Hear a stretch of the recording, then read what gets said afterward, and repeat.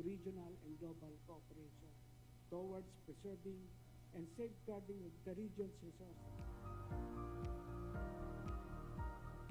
While we seek peace and dialogue, we must also be prepared to defend our interests, our people, and our environment. So, once again, requesting all our guests to please settle down and proceed to their designated seats as we're about to start within the next 5 minutes. Once again, we're going to start within the next 5 minutes. Thank you very much. We look back on as a defining turning point in our shared journey toward lasting harmony and prosperity. Mabuhay ang bagong Pilipinas.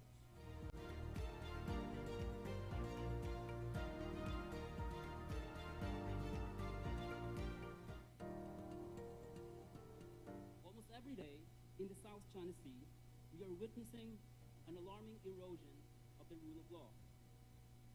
It's too complex a problem that there seems to be no solution in sight.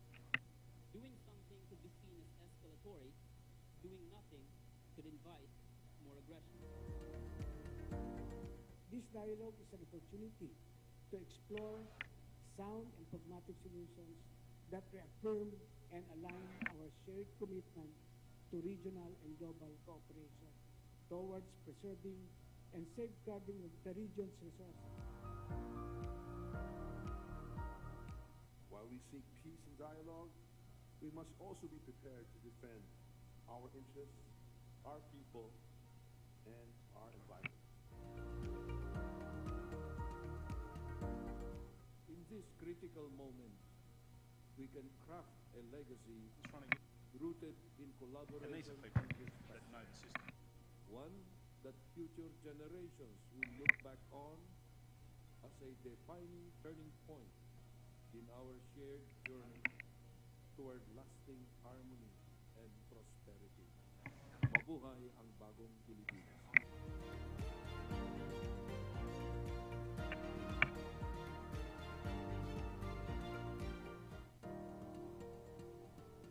Almost every day in the South China Sea, we are witnessing an alarming erosion of the rule of law. It's too complex a problem that there seems to be no solution in sight. Doing something could be seen as escalatory. Doing nothing could invite more aggression. This dialogue is an opportunity to explore sound and pragmatic solutions that reaffirm and align our shared commitment to regional and global cooperation towards preserving and safeguarding the region's resources. While we seek peace and dialogue, we must also be prepared to defend our interests, our people, and our environment. In this critical moment, we can craft a legacy rooted in collaboration and respect.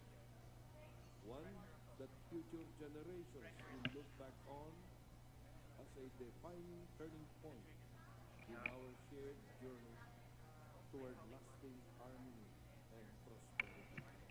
Mabuhay ang bagong Pilipinas.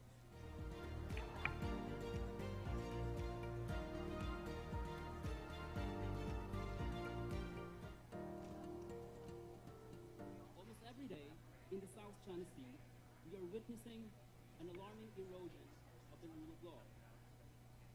It's too complex a problem that there seems to be no solution in sight. Doing something could be seen as escalatory. Doing nothing could invite more aggression. This dialogue is an opportunity to explore sound and pragmatic solutions that reaffirm and align our shared commitment to regional and global cooperation towards preserving and safeguarding the region's resources. While we seek peace and dialogue, we must also be prepared to defend our interests, our people, and our environment. In this critical moment, we can craft a legacy rooted in collaboration and respect. one that future generations will look back on as a defining turning point in our shared journey toward lasting harmony and prosperity. Mabuhay ang bagong Pilipinas.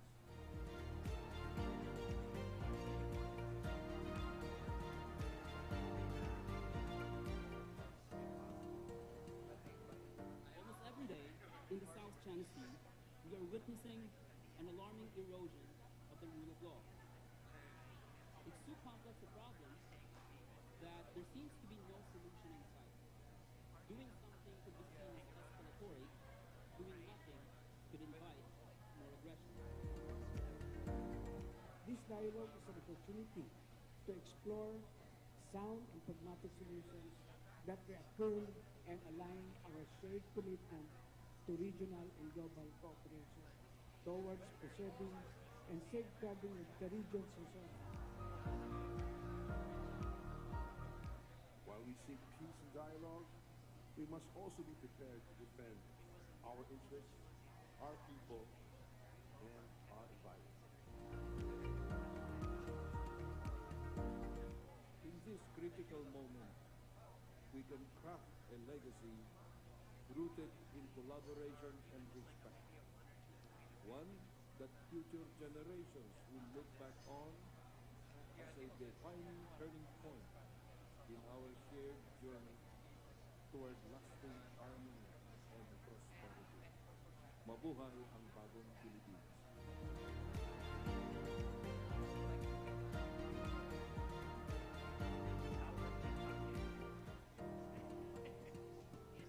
Almost every day in the South China Sea, we are witnessing an alarming erosion of the rule of law. It's too complex a problem that there seems to be no solution in sight. Doing something could be seen as escalatory. Doing nothing could invite more aggression. This dialogue is an opportunity to explore Once again, requesting all our guests to please be seated. We'll be starting in 3 minutes. Thank you very much.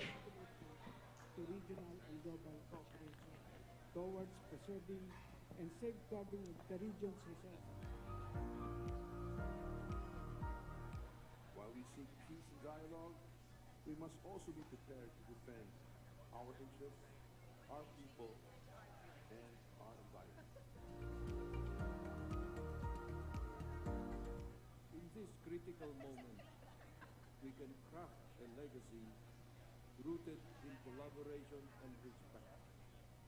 One that future generations will look back on as a defining turning point in our shared journey toward lasting harmony and prosperity.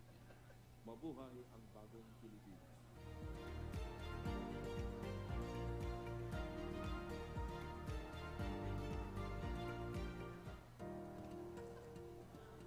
Almost every day in the South China Sea, we are witnessing an alarming erosion of the rule of law. It's too complex a problem that there seems to be no solution in sight. Doing something could be seen as escalatory. Doing nothing could invite more aggression. This dialogue is an opportunity to explore sound and pragmatic solutions that reaffirm and align our shared commitment to regional and global cooperation towards preserving and safeguarding the region's resources. While we seek peace and dialogue, we must also be prepared to defend our interests, our people, and our environment. In this critical moment, we can craft a legacy rooted in collaboration and respect. One that future generations will look back on as a defining turning point in our shared journey toward lasting harmony and prosperity. Mabuhay ang bagong Pilipinas.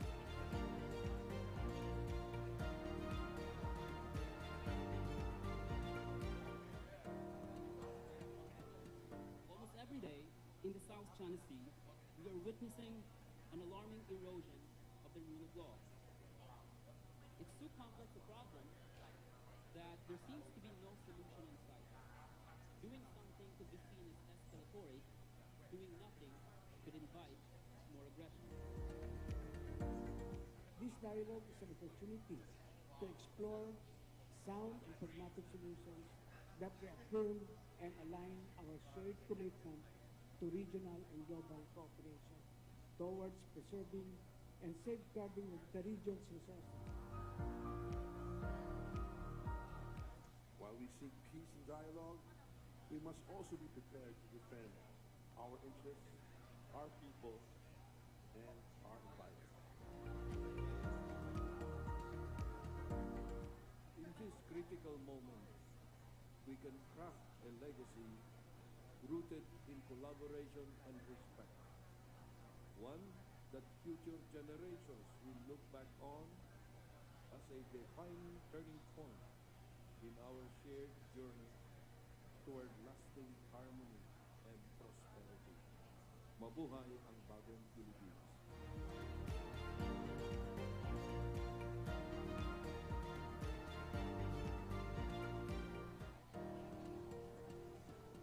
Almost every day in the South China Sea, we are witnessing an alarming erosion of the rule of law. It's so complex a problem that there seems to be no solution in sight. Doing something could be seen as escalatory. Doing nothing could invite more aggression. This dialogue is an opportunity to explore sound and pragmatic solutions that reaffirm and align our shared commitment to regional and global cooperation towards preserving and safeguarding the region's resources. While we seek peace and dialogue, we must also be prepared to defend our interests, our people, and our environment.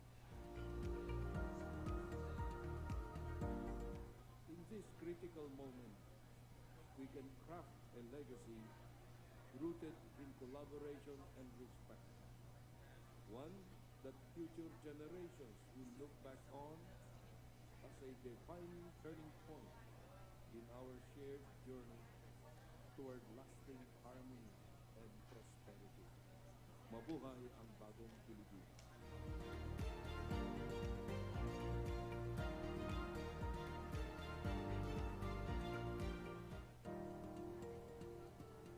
Almost every day in the South China Sea, we are witnessing an alarming erosion of the rule of law. It's so complex a problem that there seems to be no solution in sight. Doing something could be seen as escalatory. Doing nothing could invite more aggression. This dialogue is an opportunity to explore sound and pragmatic solutions that reaffirm and align our shared commitment to regional and global cooperation towards preserving and safeguarding the region's resources. While we seek peace and dialogue, we must also be prepared to defend our interests, our people, and our environment. In this critical moment, we can craft a legacy rooted in collaboration and respect. One that future generations will look back on as a defining turning point in our shared journey toward lasting harmony and prosperity. Mabuhay ang bagong Pilipinas.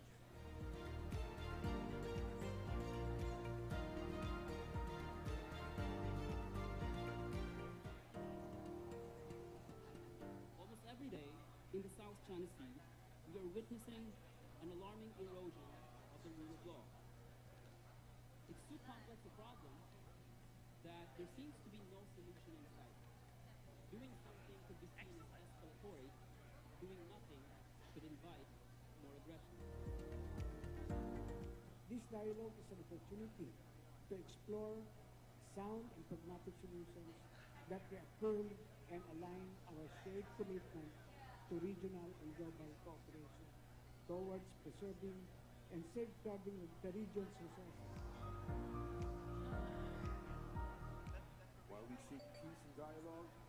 we must also be prepared to defend our interests, our people, and Once again, ladies and gentlemen, good afternoon. We will be starting within the next 30 seconds. So for those who are still standing, please proceed to your designated seats. Thank you very much.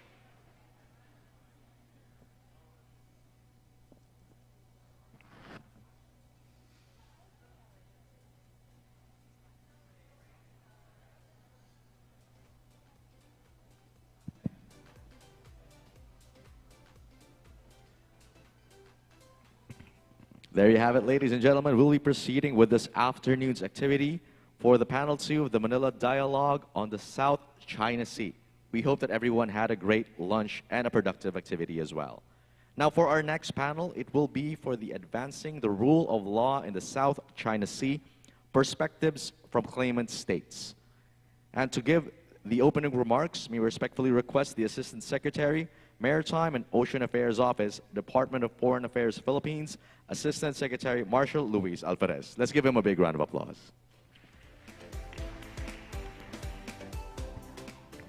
Thank you very much. Distinguished panelists, Justice Carpio, Captain Liu, Dr. Permal, Dr. Vu, and our moderator, Attorney Ganchun, Excellencies, esteemed guests, colleagues, ladies and gentlemen. Good afternoon, magandang hapon po sa inyong lahat. It is an honor to be among you today and speak on this important topic of advancing the rule of law in the South China Sea. I do not need to repeat the reasons why the South China Sea is important. That is something you will hear from all speakers and panelists in this conference. What I am in a unique position to deliver is to articulate the perspective of the Department of Foreign Affairs, grounded on pronouncements by the President, in order to provide context as to the Philippines' perspective as a claimant state, and consequently, the importance of advancing the rule of law in the South China Sea. Allow me to recall that during the Shangri-La Dialogue last May, President Marcos delivered an insightful articulation of the 7 realities and 3 constants in today's international environment that provide a compelling framework for understanding the complexities we face and how the rule of law is imperative in the management of issues in the South China Sea.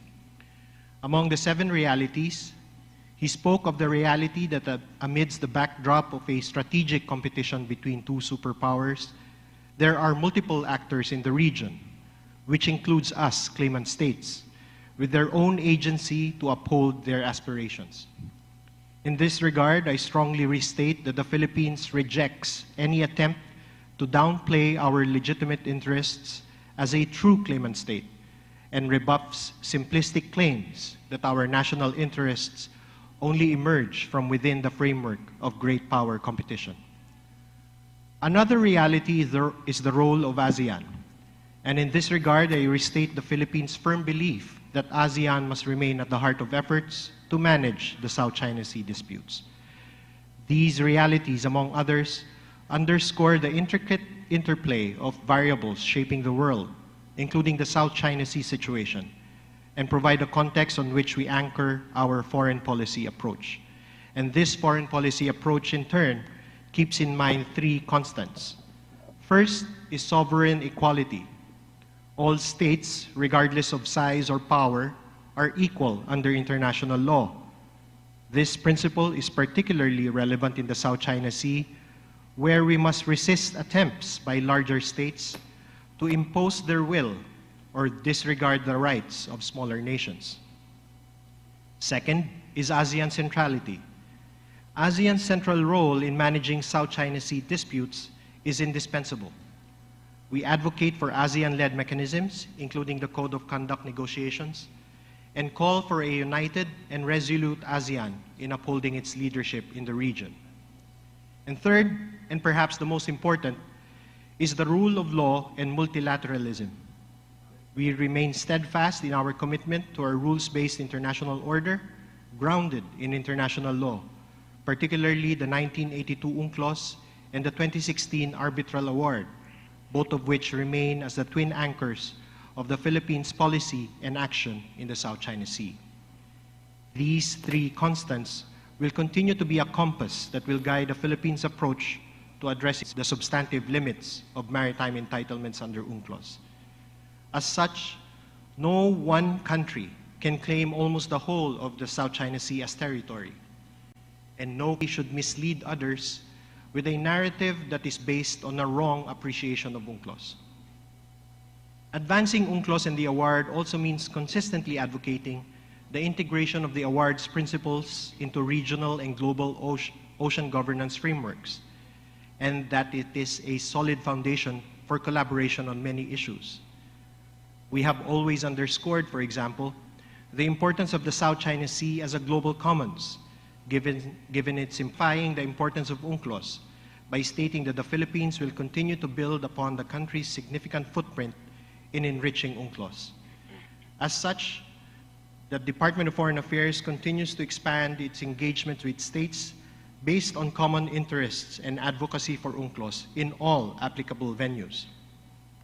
Recently, the International Tribunal on the Law of the Sea, or ITLOS, cited the arbitral award in key parts of its July 2024 advisory opinion as an authoritative basis for highlighting the duty of states to protect and preserve the marine environment.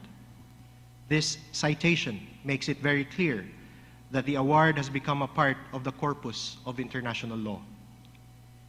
In addition, the Philippines is moving to ratify UNCLOS's third implementing agreement, the Agreement on Biodiversity Beyond National Jurisdictions, or BBNJ agreement, because it is also important for us to be able to protect and tap into the rich biodiversity resources in the pockets of high seas that are found in the South China Sea. Our efforts to champion the primacy of UNCLOS has also compelled us to align our domestic law with it, and very soon we will have our own maritime zones law and archipelagic sea lanes law.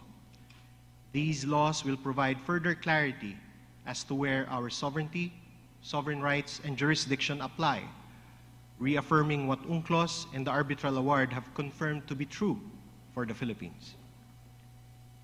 Our advocacy for the rule of law also means the Philippines remains committed to the process to conclude a substantive and effective ASEAN-China Code of Conduct in the South China Sea, which is currently under the co-chairmanship of Malaysia and China. While there are divergences in positions and alignments among the ASEAN member states, we continue to hope that ASEAN would demonstrate a unified and stronger stance on this issue.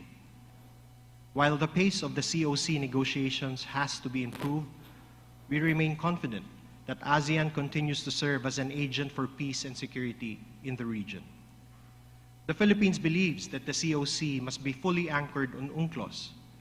While it is not aimed at resolving disputes, a COC has to effectively govern the behavior of parties at sea, while also ensuring that third country user states continue to enjoy the rights and freedoms in the South China Sea that are allowed them under UNCLOS. The President has consistently emphasized the urgency of concluding the Code of Conduct, and in his remarks during the recent ASEAN Summit, he underscored the importance of starting an earnest discussion on the milestone issues and the concept of self-restraint. The Philippines believes that improved coordination among the ASEAN claimant states is critical if we want to make substantive progress in this regard. And this is why the Philippines has initiated and will continue to convene an informal coordination meeting with other ASEAN claimant states, as well as engaging with them bilaterally.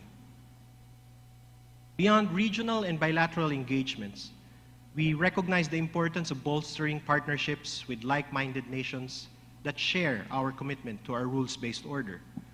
We have deepened ties with countries that uphold international law, including through maritime dialogues, joint exercises, maritime cooperative activities, collaboration projects, and capacity-building initiatives. We continue to nurture maritime dialogues with particular countries to serve as a platform for discussion on various maritime-related issues, foremost being the advocacy of UNCLOS and the promotion of the arbitral award.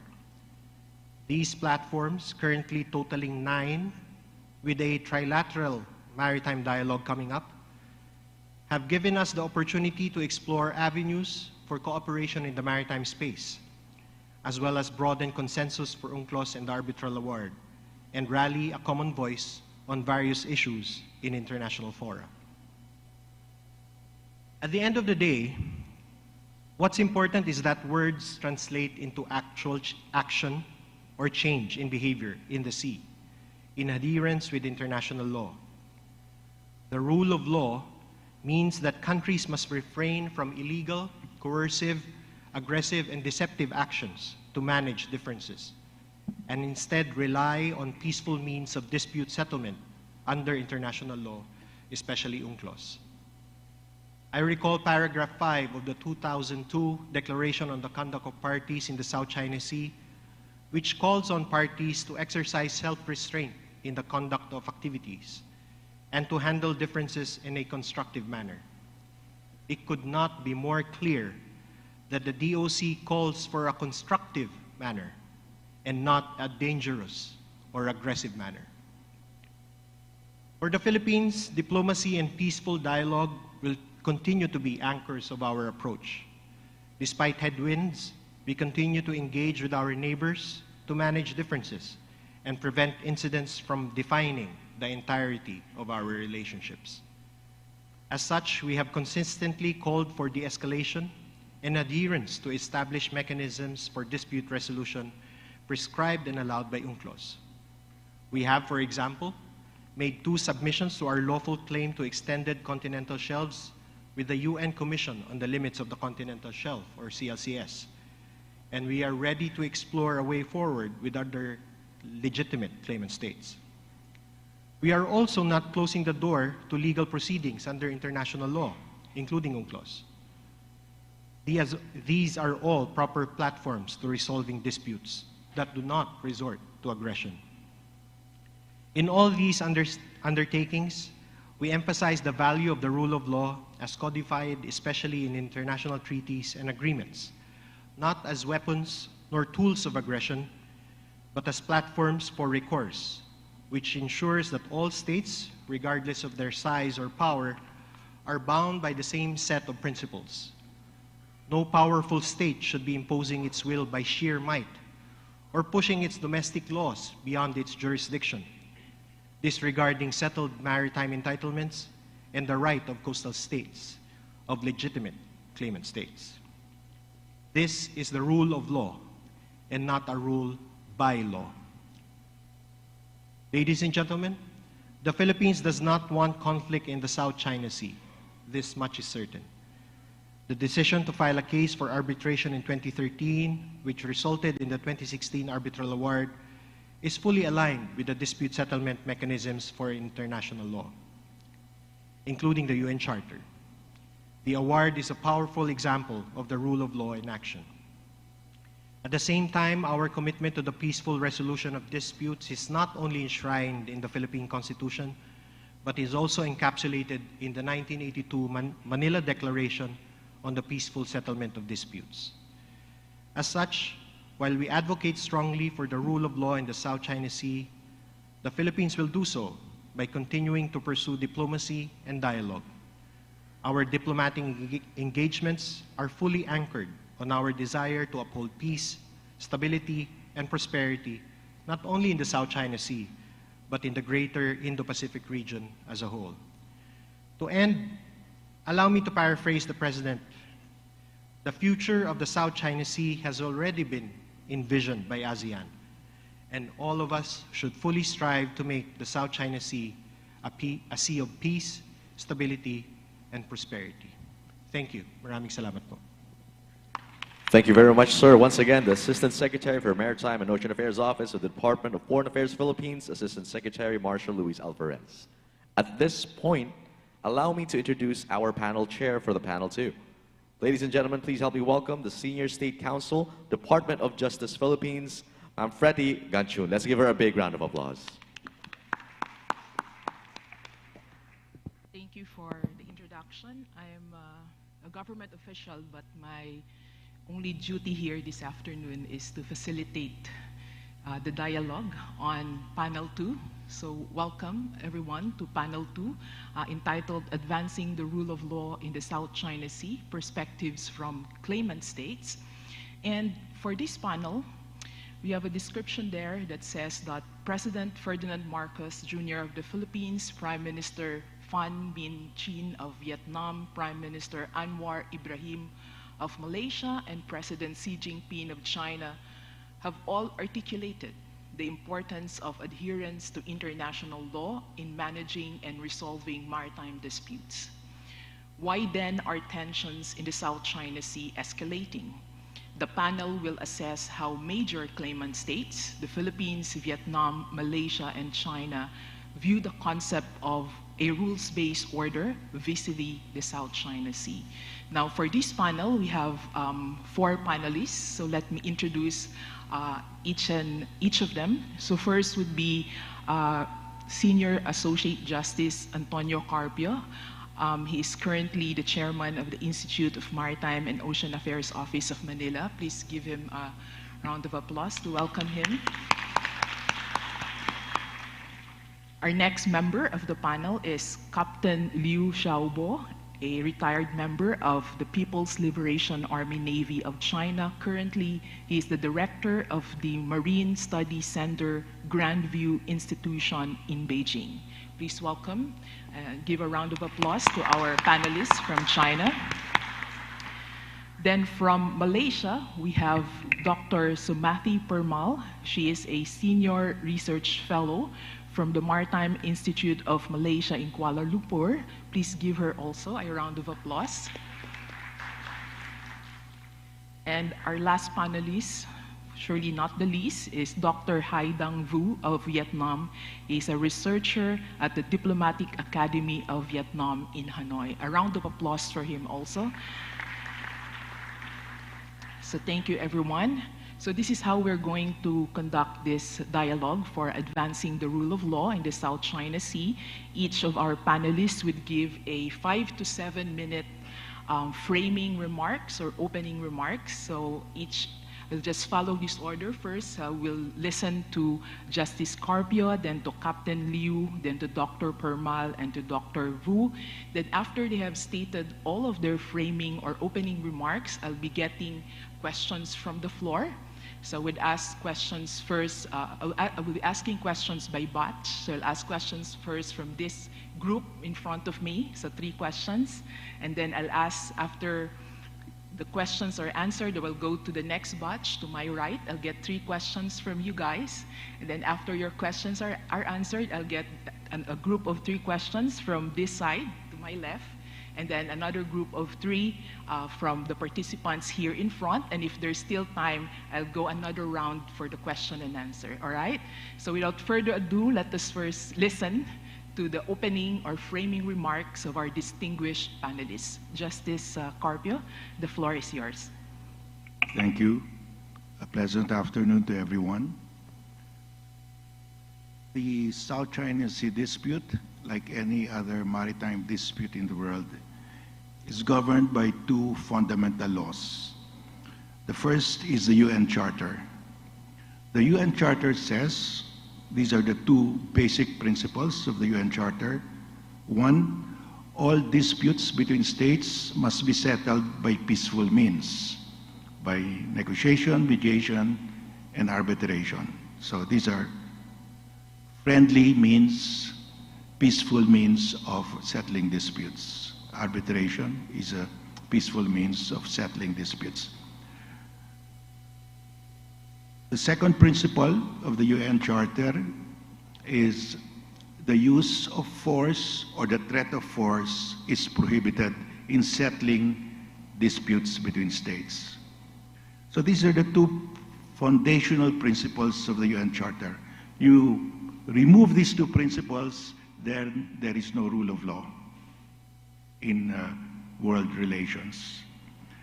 The second fundamental law that governs the South China Sea dispute, like any other maritime dispute in the world, is UNCLOS, the UN Convention on the Law of the Sea.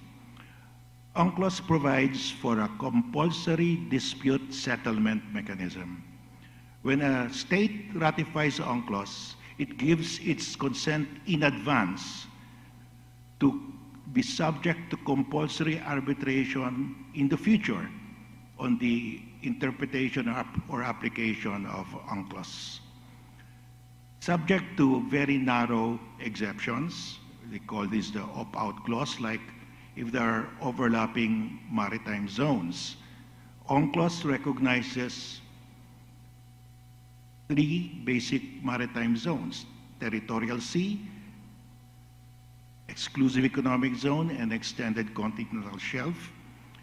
If the overlap does not involve any of these maritime zones, then you cannot invoke the opt-out clause on overlapping maritime zones. Now, when China seized Scarborough Shoal in 2012, the Philippines did not send its Marines to retake Scarborough Shoal. We sent our lawyers to The Hague to invalidate China's 9-dash line. We followed the rule of law. We did not use force or threat of force. So that landmark award is, of course, binding on China and the Philippines, because when a state ratifies UNCLOS, it gives its consent in advance, and between China and the Philippines, there are no overlapping exclusive economic zones.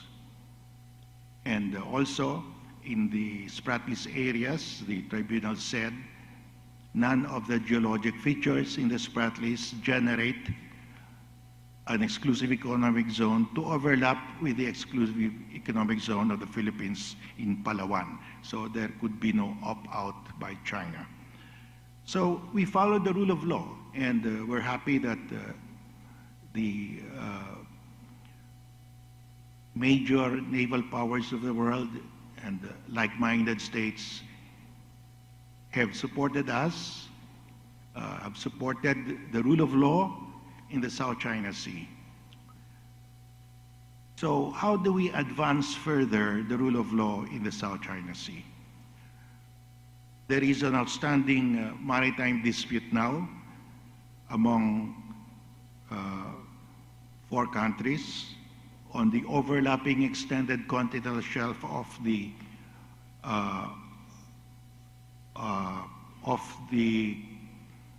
area in the Spratlys. You have Vietnam, Malaysia, and the Philippines claiming overlapping extended continental shelf claim. And you have China also, but China is claiming based on historic rights, because China's coastline is more than 350 nautical miles from this Spratlys area, and there are no overlapping exclusive economic zone or extended continental shelf. So we're back to the issue of historic rights. Of course, we all know that UNCLOS extinguished all historic rights in claiming maritime zones beyond the territorial sea, because that was the purpose. I mean, if historic rights could be claimed, countries will say, oh, 2,000 years ago, our fishermen went there to fish, and therefore we have a right to claim. So, except for the territorial sea, all claims to historic rights beyond the territorial sea cannot be made anymore. So to wrap up, we have now the UN has approved the High Seas Treaty, the biodiversity beyond national jurisdiction, and it's now in the process of ratification. Of course, China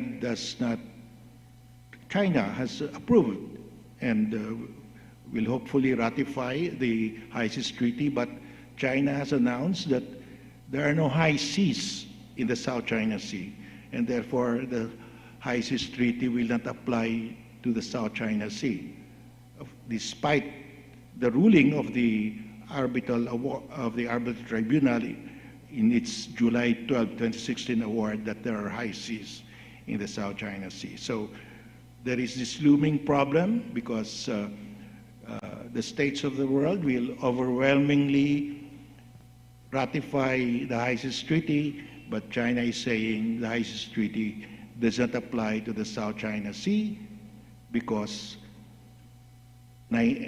almost 90% of the South China Sea are within the 10-dash line of China. So that's another big problem. I end my remarks here. Thank you.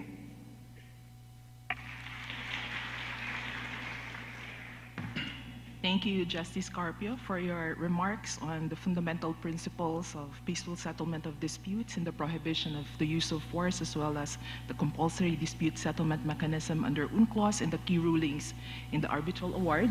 Let me now proceed to our next panelist, Captain Liu.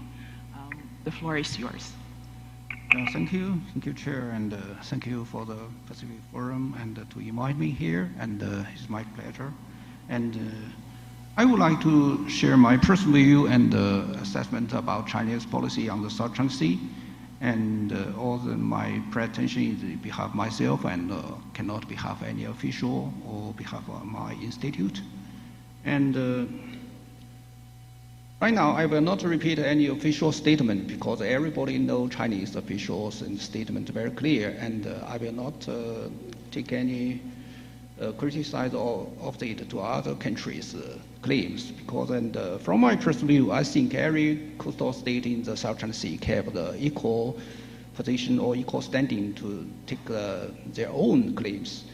But right now, I like to focus on the clearing four common misunderstanding and about China's and South China Sea policy First, is China's claim and sovereignty over the entire South China Sea. I think is not correct because the Chinese claim are based on the sovereignty of the four archipelagic islands: Xisha, Zhongsha, Dongsha, Nansha, Paracel Island, Spratly Island, Paratas Island, and Scarborough Shoal. And based on this and the sovereignty of the island territory, and China claimed the territorial water and EEZs and continental shelf, and the historical right, and based on the 9-dash line.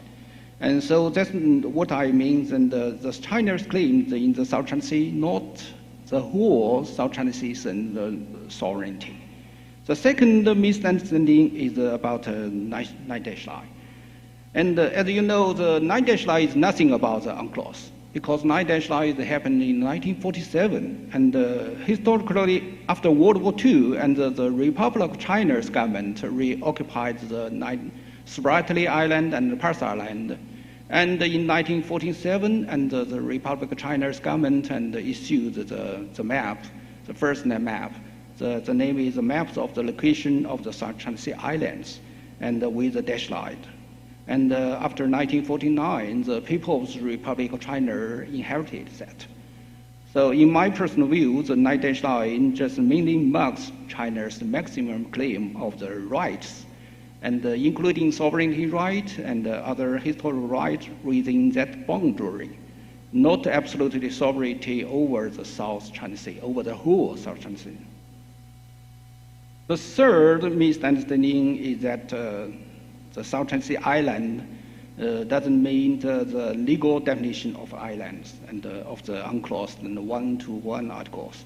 So yes, the misunderstanding is that the South China Sea island cannot use to claim maritime and zones. But China's policy and that we claim the maritime interest based on the four archipelagic islands.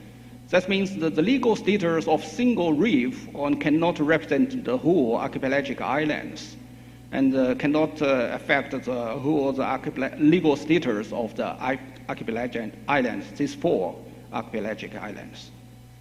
And I will give you one example, the Taiping Island. Taiping Island, the Ituaba, and reoccupied by Chinese government, Republic of China, and in 1946, and is the biggest natural island in the Spratly Island. And after that, after 1946, and the Republic of China and still sent troops and occupied that. And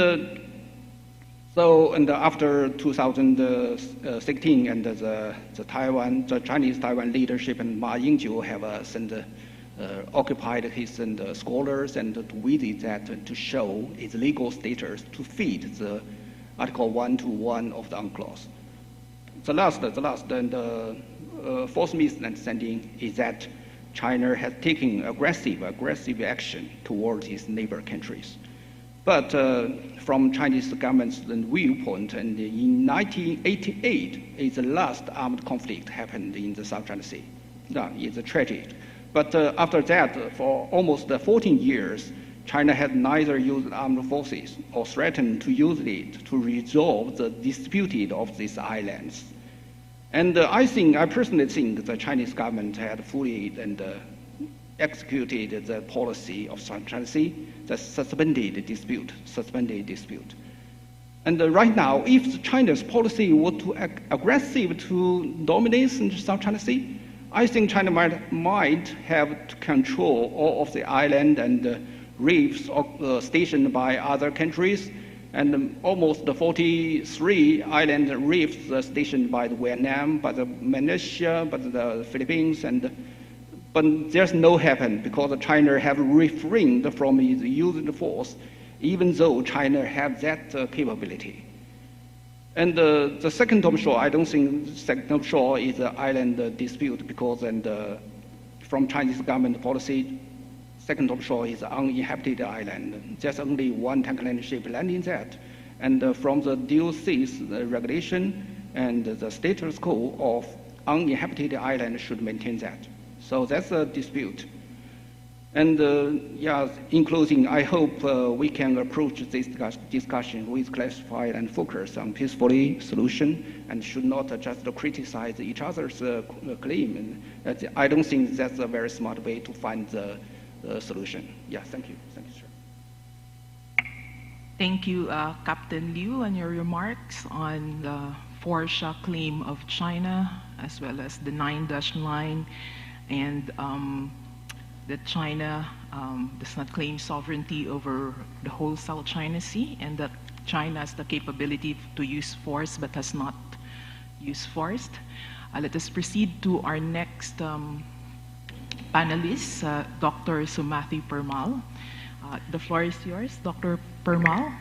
So, thank you, Madam Chair.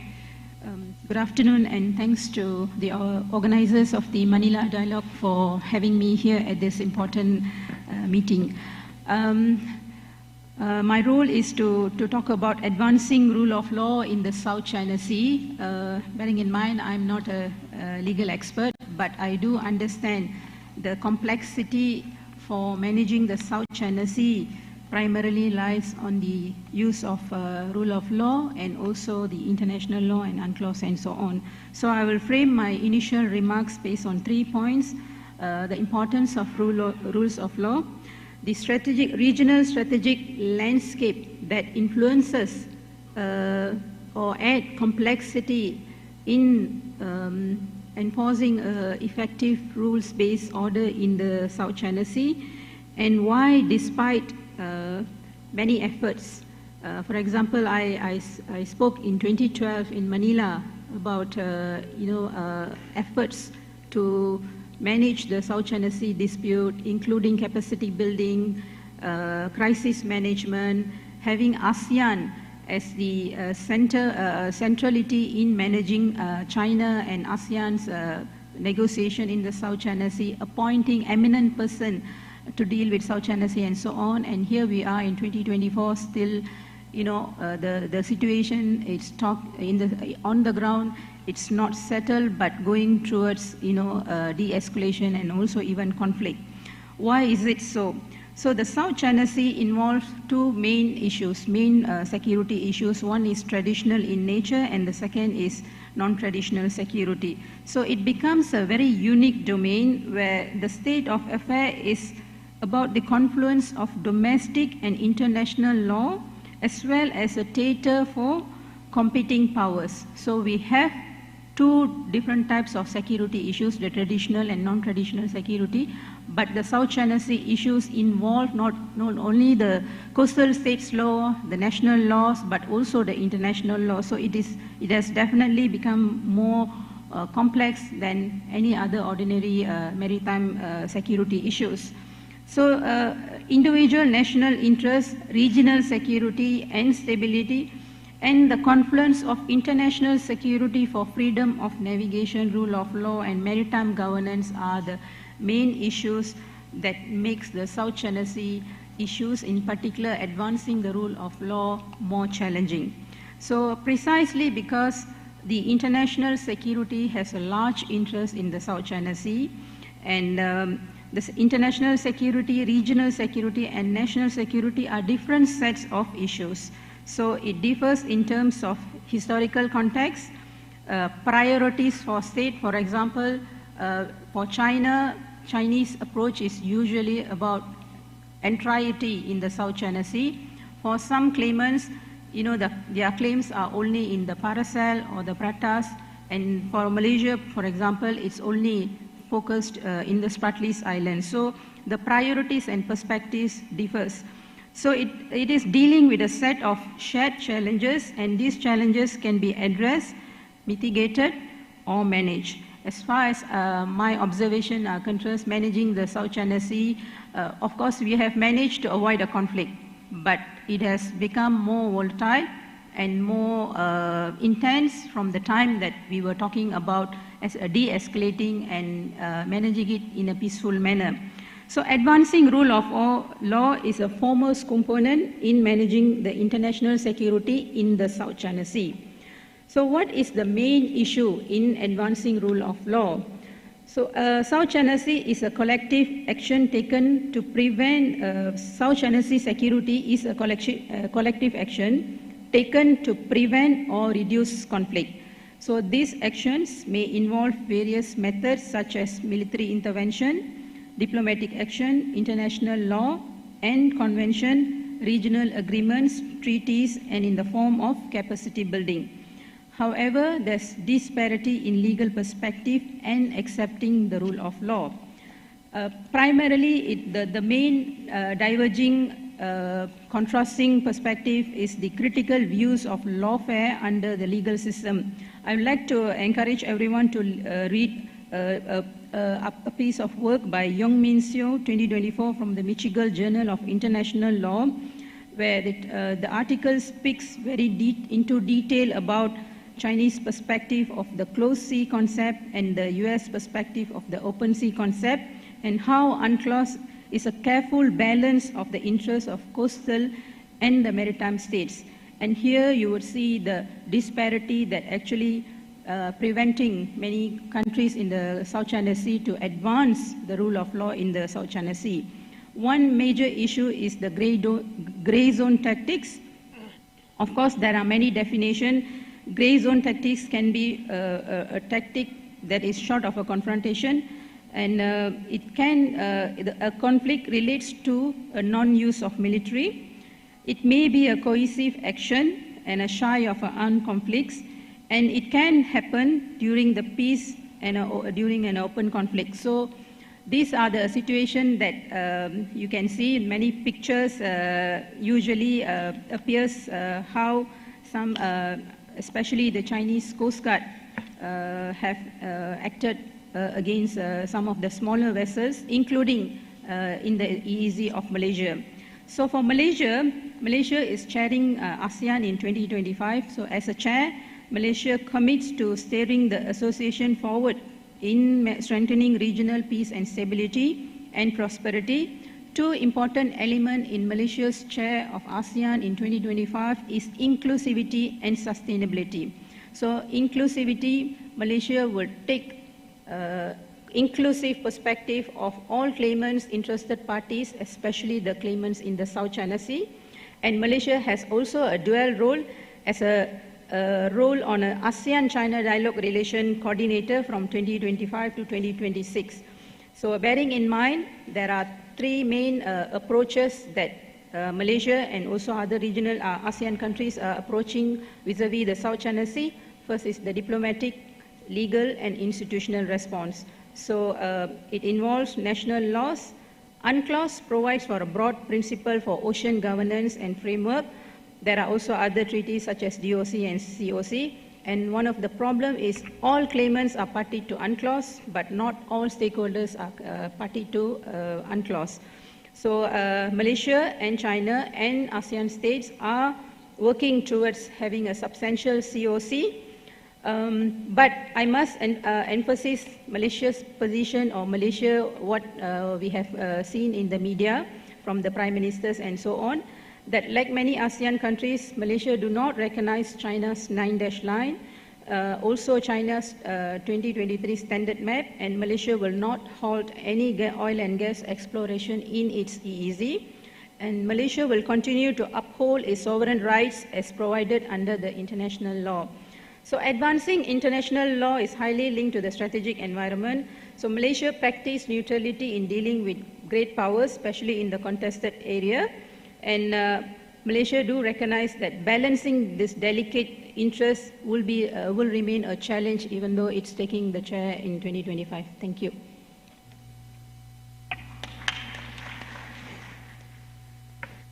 Thank you, Dr. Permal, for that comprehensive presentation on the issues in the South China Sea. You identified some of those issues, and then you also mentioned about lawfare and the closed sea concept, or mare clausum, versus the open sea concept of mare liberum.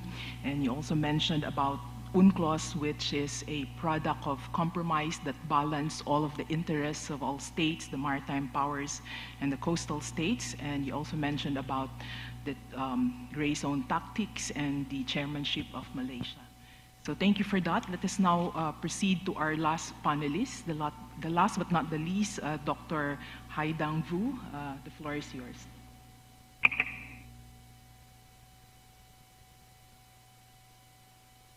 Can I have my PowerPoints on, please? Thank you.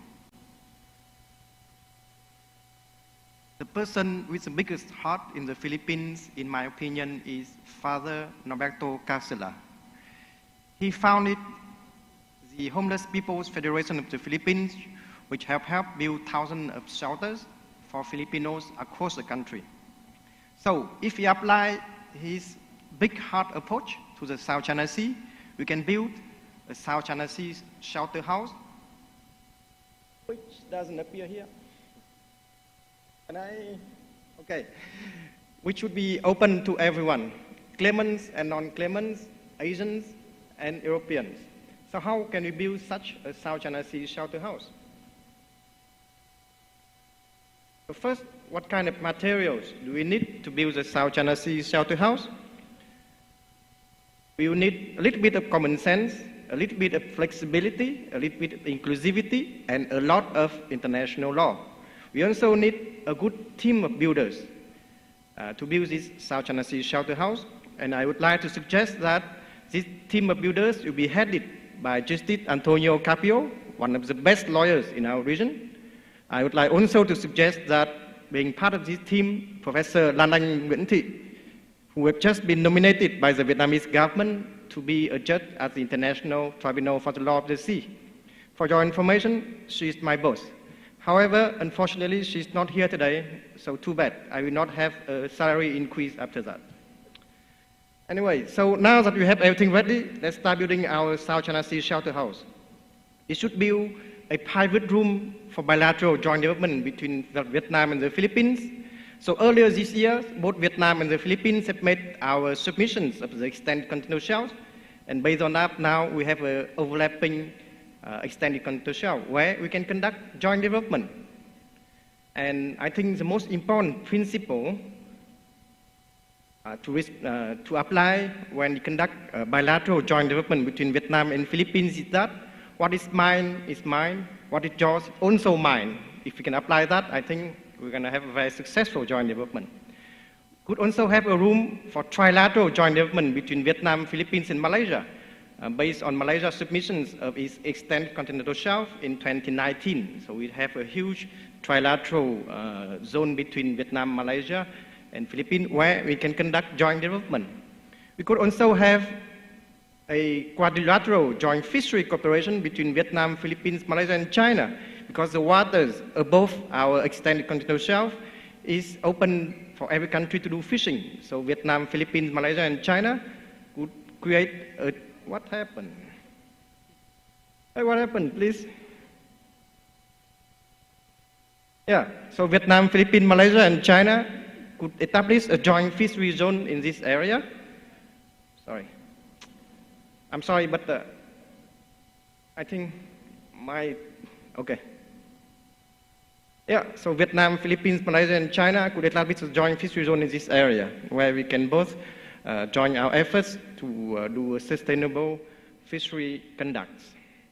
And since this area has the status of the high seas, so everyone should be welcome, because in the high sea, everyone has the right to come in.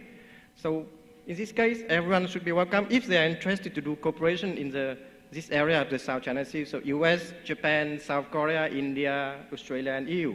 And I would like to suggest that we will start first by doing a joint mine scientific research, which could help at the same time South China Sea state to understand better our high seas, and at the same time to contribute to the betterment of the knowledge of the world. So our South China Sea shelter house almost done. Just one issue left to be resolved, which is the Spratly sovereignty dispute. Piece of cake. So in 2016, the arbitral tribunal has said no feature of the Spratlys could have more than 12 nautical mile maritime entitlement. So what we can do, we could freeze the sovereignty dispute, and then we could enclave on the islands of the Spratlys within 12 nautical mile radius, and we avoid doing joint development inside those 12 nautical mile radius because it might prejudice future resolution of the sovereignty dispute. So here, how it looks like our South China Sea shelter house, which is open to everyone, including homeless people.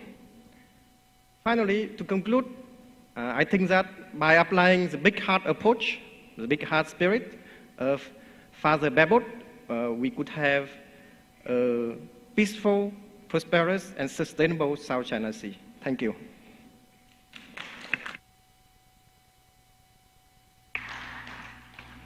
Thank you, Dr. Vu, for that interesting presentation on the South China Sea Shelter House, the materials for the construction of that house and your proposed builders, as well as some of the cooperative activities, joint development, trilateral development, or quadrilateral fisheries in the high seas between the 4 claimant states, joint MSR, and with respect to the Spratlys dispute, which is a sovereignty dispute, you are proposing to freeze the sovereignty claims and to enclave the 12 nautical mile territorial sea of the high seas features of the Spratlys dispute. So you have all listened already to the opening or framing remarks of our panelists. So it's time for our question and answer. So if you have a question, you can just raise your nameplate like this. All right, and I'm going to call you. So I'm going to first ask questions from the participants in front of me. So this first batch, if you have any questions, you can raise your nameplate and I'm going to call you. I'm going to receive 3 questions first as a group, and then I'll ask the panel if they can answer any of those 3 questions that you pose to them.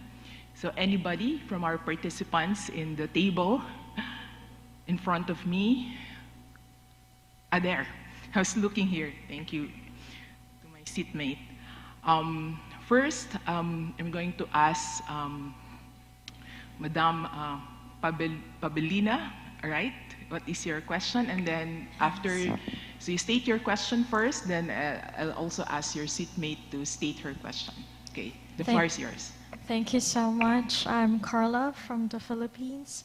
I wanted to ask, and probably just for Captain Yu to further elaborate, in your perspective, what is the role of international law, including or particularly UNCLOS, in the peaceful settlement of disputes in the South China Sea?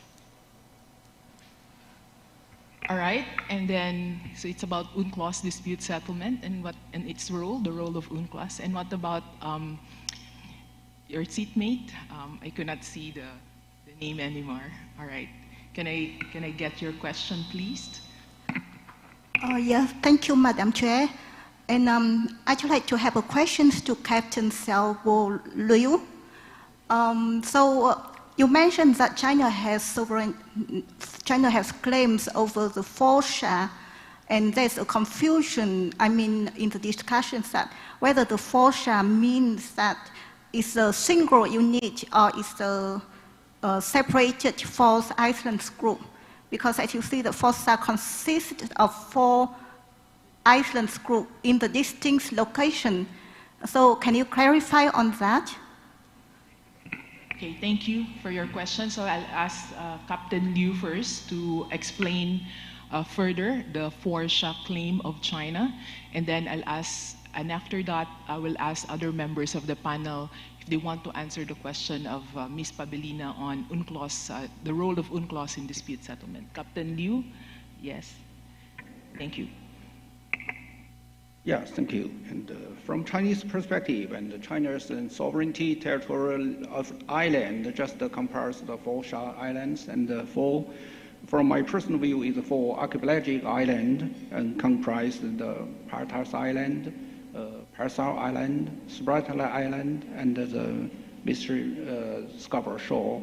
And all these islands, we claim the territorial sovereignty of island. So based on this island, and we can draw the territorial baseline and extend the 12 nautical miles, 200 nautical miles easy, and continental shelf.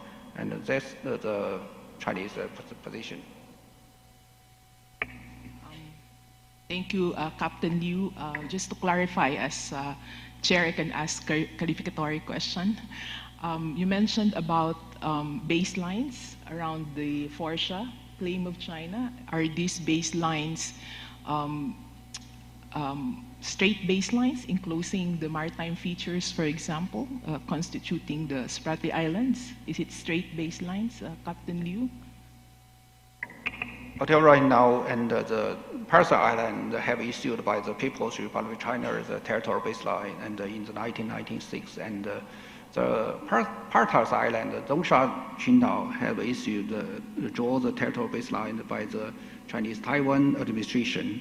Right now, I think that's very clear, and China's then claim and about how to use the territorial baseline and to apply for these 4 archipelagic islands. But in the Scarborough Shoal and the Spratly Island, that's definitely we have drawn the territorial baseline because and all this and the Spratly Island and many islands and reefs and occupied by other countries. And I don't think it's a good time to draw the territorial baseline before this dispute have settled. Yeah, it's my personal view.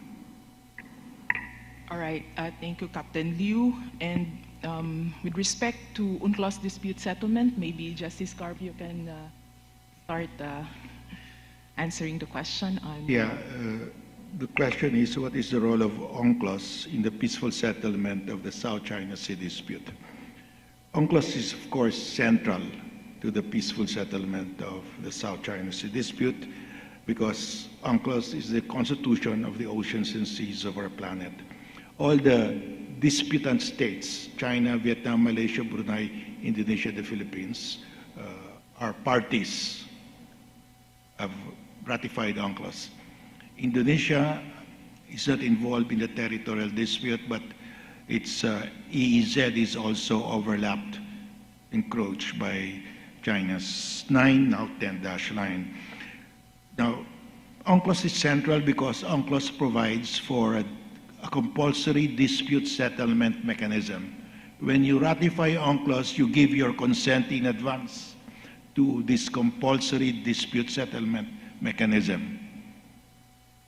There are some situations where you can opt out, but in the main, you are bound by the compulsory dispute settlement mechanism unless you fall under the exceptions. And On questions of jurisdiction, the UNCLOS says any question on jurisdiction will be decided by the tribunal itself, and that decision is binding. If a party does not appear, just like what China did not appear, the UNCLOS says the tribunal will proceed to hear and decide the case on the merits. So UNCLOS provides for a compulsory dispute settlement mechanism. It's the first international treaty that has provided for a complete system of dispute settlement, because it provides for the law, it provides for the substance of the law, and then it provides for a compulsory dispute settlement mechanism. You are bound by that, even if you do not appear. Thank you. All right. Would any other member of the panel add to that, or I can proceed now to the next question? Okay, I see none. So for the last question from this batch, because we have until 3:30 only, so it's 2:51 p.m. So Sure. for Mr. Dartman. Thank you very much, Aristio from Indonesia. My questions goes to all the speakers. I think all of us agree that rule of law is very important, but of course there has been a lot of differences in interpretations and also gaps within a lot of ambiguity under international law. My question is that other than the code of conduct, of course we all consider the code of conduct is very important, but other than the code of conduct, what would you think the best venue for dealing or managing and ensuring rule of law in the South China Seas? I think Dr. Vu mentioning about the joint development agreement and so on, but what would be the framework, or it should be under the ASEAN mechanisms, or what are the other venues that is important as an alternative for the code of conduct? Thank you. Thank you, Mr. Dartman. Maybe I'll ask Dr. Vu with respect to answer the question of Mr. Dartman. What is the alternative to the code of conduct? Should I answer now? Yes.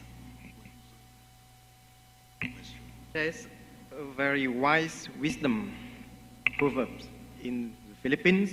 It says, "Ang lakas ay daig ang para international law." So it means you can beat brute force by international law. I think that also answers the question of Ms. Pabelina. The importance of international law in this case is because if you go to war, you lose. If we counter the power with our small power, I don't think we stand a chance.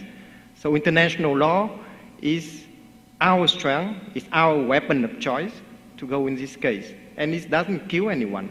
And if you look at the Charter of the United Nations, there are many ways that we can use to settle our dispute, from negotiations, mediation, conciliations, and of course, international tribunals, including both arbitration and international court of justice or international tribunal for the law of the sea.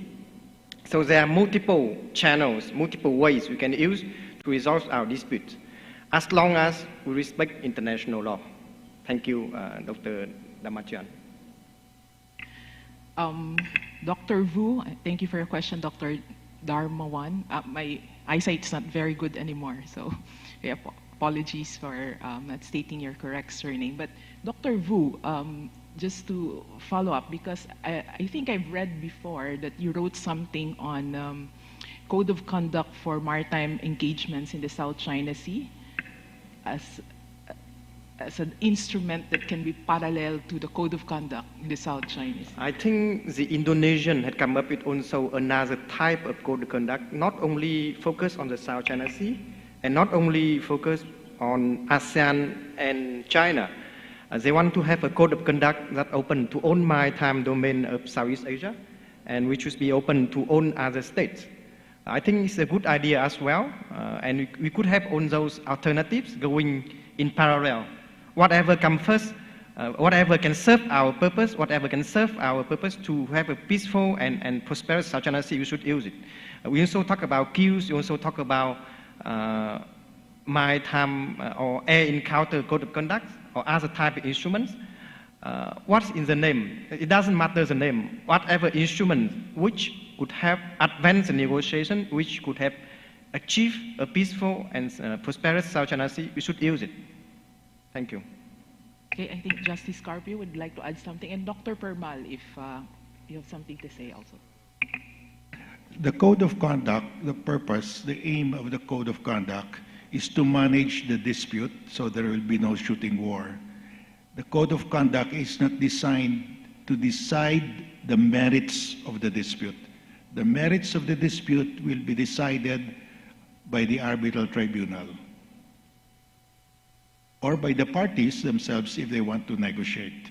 So we have to be clear, the code of conduct, the purpose of the code of conduct is to manage the dispute so there will be no shooting war, there will be peaceful use of the seas, but the merits of the case will not be decided under the code of conduct. It will be decided by an arbitral tribunal or by negotiation of the parties.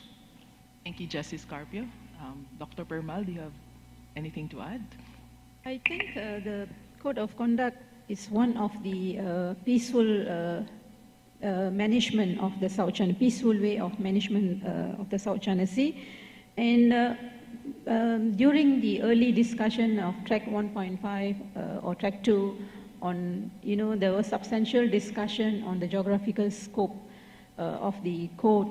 And I post 2016 decision of the tribunal, there's been many changes. And there's also, I believe that China and ASEAN countries are very positive to conclude a code, but I have no purview of the code, but I believe that it should include the most recent geographical scope of the code, which has to really consider the outcome of the tribunal's ruling. So then it will be an effective and substantial code. Thank you.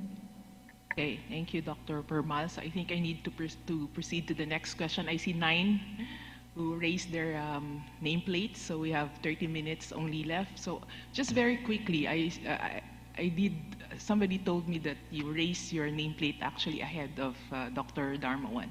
Can I get your question, Ms. Lee? Just very quickly, what is your question, please? Hi, thank you. So I'm Dana from Cambodia, a non-claimant state of South China Sea. So my first question is, this South China Sea conflict has prolonged for so many decades. What is the dynamic of the conflict that make it last for quite long and we see no solutions to that? Could I have a follow-up questions? Or if not, then I can have only this one questions. Thank you. Okay. Thank you so much. All right. Maybe I'll get the 2 questions here first to see if they're related so that the panel can just choose to answer any of those questions. So the question from Cambodia is, what's the reason why this dispute is lasting so long? Why cannot it be resolved? All right. I'll go to Madam Parker, please. What is your question? Thank you very much to the panelists. It was a really enlightening panel. I'm Jennifer Parker and I'm from Australia.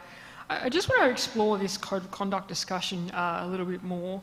Of course, there is significant international law that covers the behaviour in the South China Sea and on the seas globally. And the collision regulations were mentioned earlier today, and I think they're not mentioned enough. Quite frankly, having been a mariner, I see that a lot of China, it is predominantly China, so I'm going to say that behaviour that doesn't comply with collision regulations. And although you mentioned, Captain Liu, that China has not applied a use of force, that behaviour has put at risk the lives of many people, including Australians, some of which are my friends and colleagues. So my question to the panel is, if the behaviours we're seeing in the South China Sea a clear fragrance of collision regulations, why would a code of conduct change any of these behaviours if international law is not currently being complied with? Thank you. Thank you for that question. And the last question, Mr. Levy, please. Then I'll ask each of the panel to answer the 3 questions. Oh, thank you very much. My name's Peter Levy. I'm from the Australian Naval Institute. And I have a question for Captain Liu. You mentioned, I think, that the 9-dash line concept dates back to 1949. And I was wondering if you could expand on the rationale as to why China still uses that framework, noting Justice Carpio's point that the Law of the Sea Convention extinguished previous historical claims, particularly given the large area of water that the 9-dash line encompasses. Thank you. Thank you for the question. So for the panelists, the 3 questions are as follows. First, why can't the dispute be resolved? Why is it lasting too long? And then with respect to the code of conduct, what we're seeing is that the collision regulations or the call regs are not being observed anyway, why would the code of conduct achieve any different? And with respect in particular to Captain Liu, there's a question from Mr. Levy on the 9-dash line, because as explained in the RWR award, historic rights were extinguished when a state becomes a party to UNCLOS. So I'll start first with Dr. Carpio. You can answer any of those 3 questions, and then Captain Liu, and then Dr. Permal, and then Dr. Vu. All right, Justice Carpio, please. On why the dispute has persisted, the dispute in the South China Sea. Well, there are several countries, nuclear-armed states, that lost in the arbitration. The U.S. lost to Nicaragua in the arbitration involving the mining of the territorial sea of Nicaragua. The U.S. said we will not comply, but eventually the U.S. complied to the satisfaction of Nicaragua. The U.S. said, we will not pay you damages, but we will give you economic aid. And that was acceptable to Nicaragua. So Nicaragua withdrew its case before the ICJ because it was at the damage. They were now deciding the amount of the damage. So the U.S. finally complied. No? Then UK lost in the arbitration over Mauritius. UK said, we will comply. India lost in the arbitration over the Bay of Bengal with Bangladesh. India, nuclear-armed state, said, we will comply. Russia lost in the Arctic Sunrise case. Russia said, we will not comply, we don't recognize the tribunal. Eventually, Russia agreed to pay damages, although the Netherlands agreed to a lower amount. So 4 nuclear-armed states lost in the arbitration, and they all complied eventually. China is the only state that has not complied with an arbitral award when there is a compulsory jurisdiction. But I'm hoping that maybe 5-10 years from now, China will comply. On the question on the 9-dash line, 9-dash line was only was invented by the Kuomintang in 1947. It was adopted by the Kuomintang. But in the arbitration, it is a historic right claim. The Kuomintang said the South China Sea within the 10-dash line belonged to China since 2,000 years ago. But in the arbitration of The Hague, Taiwan, under the nationalists, under President Ma at the time, intervened through the Taiwan International Society. And the Taiwanese intervention never mentioned historic rights. The Taiwanese argued exclusively on UNCLOS to prove that Ito-Aba generates an exclusive economic zone. So the nationalists who invented the 9-dash line in 1947 went to the tribunal, but never argued on the basis of the 9-dash line. They argued solely based on UNCLOS. So you have now the inventor of the 9-dash line not claiming anymore historic rights, the Kuomintang, and the Communist Party expanding the 9-dash line claim to include everything. It's not only a claim to islands, but a claim to the entire waters and islands within the 9, now 10-dash line. Thank you. Thank you, Justice Carpio. So I'm now going to Captain Liu. Captain Liu, there are two questions that are specifically directed to you. First, with respect to collision regulations, the violations of China of the collision regulations, because people are seeing ramming incidents in the South China Sea, as well as the 9-dash line, the basis of the 9-dash line. And then the question from Cambodia, why does the dispute persist? Thank you, Captain Liu. Yeah. First, and I would like to clarify that the misunderstanding about the 9-dash line. So, as a judge and have said, I don't think so. The 9-dash line has raised the Chinese sovereignty about the historical right only come from the Kuomintang. No, the people's, the Republic of China issued the publication of the 9-dash line in 1947, and until right now, the Chinese and Taiwan administration still insist on the 9-dash line. And if you trace in the 2022, the Chinese Taiwan's the administration's the maritime the white paper, maritime 海洋政策 maritime policy white paper, and I quoted in the Chinese and the U-ship line, the Chinese Taiwan administration used that U-ship line to include the 9-dash line to the all the island reefs and of the Spratly Islands, which inside the U-ship line is belong to the Republic of China. So from the Taiwan's policy, because the 9-dash line come from the ROC, and the 9-dash line is the maximum claim of the territorial sovereignty of the island, and from the People's Republic of China, and inherited by the ROC, and also claimed all the island and reefs and reach inside the 9-dash line. And if you said why the China didn't until right now and insist to use 9-dash line to counter UNCLOS, and I don't think the 9-dash line have nothing has relation with UNCLOS, because the 9-dash line is only related of the sovereignty territory of the islands. The dispute of the sovereignty island cannot judge or cannot regulate by the UNCLOS. UNCLOS have nothing with the islands, their territory. So that's very easy. Yeah, thank you. Captain Liu, what about the violations of the collision regulations?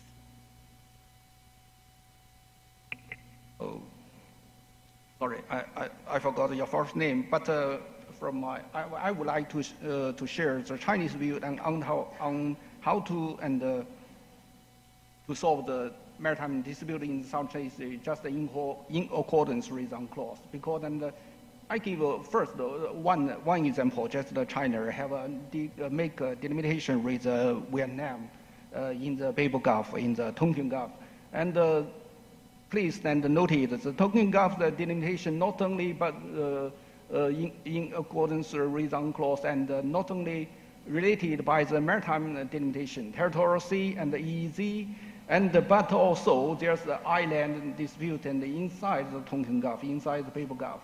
There's a Bailongwei Island in the middle of the Tonkin Gulf. So by the delimitation, China make a maritime delimitation with Vietnam successfully in accordance with UNCLOS. So that's the Chinese policy and Chinese practice. Sorry, I'd just like to clarify my question, because actually my question was about collision regulations, and as speaking to a former naval officer, of course, you're familiar with collision regulations, how ships should maneuver with each other. So my question was, given that we have seen Chinese vessels, Chinese naval vessels breach collision regulations and aircraft endangering Australian lives and others, why would the code of conduct be complied with if the Chinese Navy is clearly not complying with collision regulations? Just to clarify my question. Oh, yes. I don't think the Chinese Navy warship have involved some of the incident happened in the South China Sea right now or before that. And until right now, all the Chinese operation or activity in South China Sea is about the law enforcement operation and conducted by the Chinese Coast Guard. Chinese Coast Guard is not a Chinese warship and a Chinese Navy vessel. Until right now, we didn't see any Chinese warship have involved any incident. And yeah, that's true. Thank you, Captain Liu. Dr. Permal, would you like to add anything, answer any of those three questions? Yeah, maybe on the question by the Cambodian colleague on why the dispute is so long and it is difficult to settle. I think three main points. The South China Sea holds strategic interest for China. China's white paper covers the strategic interest and strategic reach of the South China Sea and becoming a dominant maritime power. The US has a huge interest in exercising freedom of navigation in the South China Sea, and also there is multiple military developments in the South China Sea. So you have a confluence of strategic and military development, plus the smaller claimant states like Malaysia, Vietnam, and Philippines struggling to we are a party to UNCLOS, and we are trying to enforce our sovereign rights in the South China Sea by conducting joint oil exploration and exploration, and we face some harassment, and also this makes the South China Sea dispute more challenging than any other dispute in the maritime domain. Thank you. Thank you, Dr. Permal. Dr. Vu, would you like to answer any of those questions? Thank you, Madam Chair. I would like to answer to Ms. Daniel Lee's question, why the South China Sea dispute lasts so complicated and lasts so long. Please blame me to the lawyers. If the South China Sea dispute could be resolved, then we're going to be jobless. What else could you do? Divorced? No, actually, in fact, territorial dispute and maritime disputes are very complicated. Not only in the South China Sea, all around the world, there are about 400 maritime disputes which have been linger there for a very long time, which have not been resolved. Let me give you an example. The Asian Sea dispute, very complicated as well, and it has not been resolved.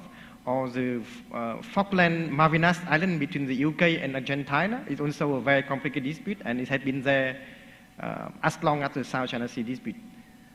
So territorial disputes are complicated, but we still have hope. Like, for example, recently the UK just promised to give back the Chagos Islands to Mauritius. That's a very good example. Or about a few years ago, India accepted to go to court with Bangladesh in order to resolve their maritime dispute. So there are hope that sometime countries would come to their sense and try to resolve definitively their maritime or territorial dispute. Let's hope the same thing for the South China Sea. Thank you. Thank you, Dr. Vu. So I'll now take three more questions. So first, Dr. De Castro, one question, please. What's your question? My question is directed to Dr. Bu and to Dr. Sarmal. It has something to do with the code of conduct. Of course, having a code of conduct agreed upon by ASEAN is also challenging within ASEAN, because we have to accept the fact that the continental Southeast Asian countries couldn't care less about the South China Sea and, of course, the code of conduct. So I still remember this in 2015, the Philippines had this proposal for at least for the 4 claimant states, Brunei, Vietnam, Malaysia, and the Philippines, to at least have a code of conduct on their own. And of course, this was repeated again by the current administration. Unfortunately, that very modest proposal of just, a code of conduct for the 4 claimant states have not taken off the ground. How is this viewed by Vietnam and, of course, Malaysia? Are these other 2 claimant states amenable for a code of conduct just among the 4 claimant states? Thank you, Dr. De Castro. So I'll take 2 more questions. So Dr. Vu and Permal will answer that in a bit. I'll take the question of Mr. Arsana and Patalano, please. Arsana, yeah, do you have a question, sir? Yes.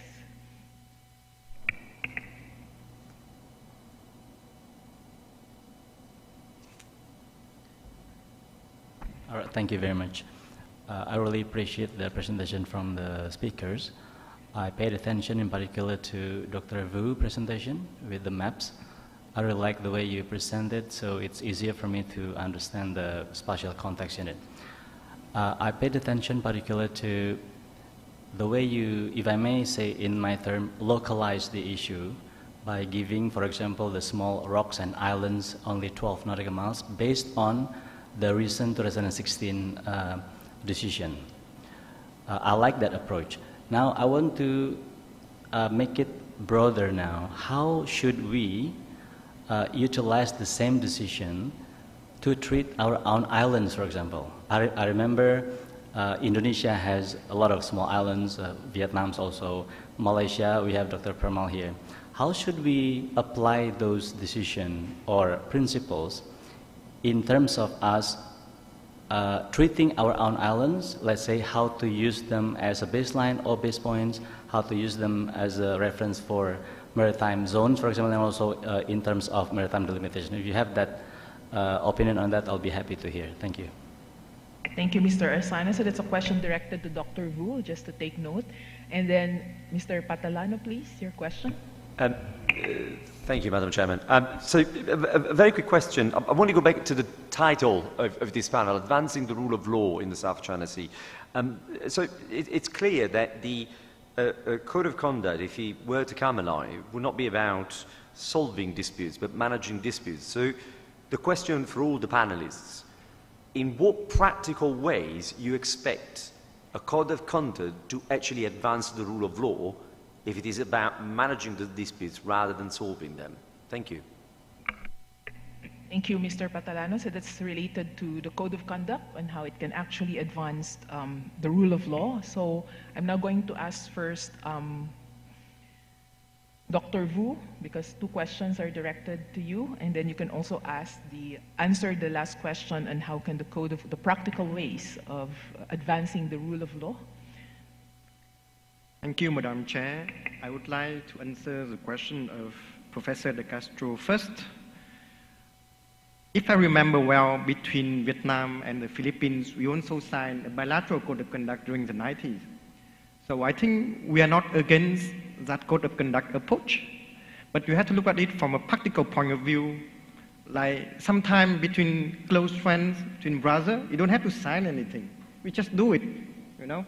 Of course, we can negotiate a code of conduct for fun, but what purpose it will serve if you negotiate it, you sign it, and we don't respect it?